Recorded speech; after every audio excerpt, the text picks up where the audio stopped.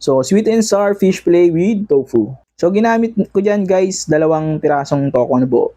Tapos, hinati sa 4 yung isa.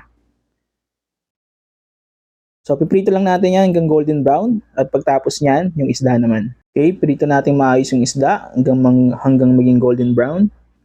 Okay, para sa sauce, igisa natin yung bawang, sibuyas, at bell pepper. Okay, halo-halo. Soy sauce, ketchup, at syempre, pineapple juice. Isang lata yan ng pineapple juice.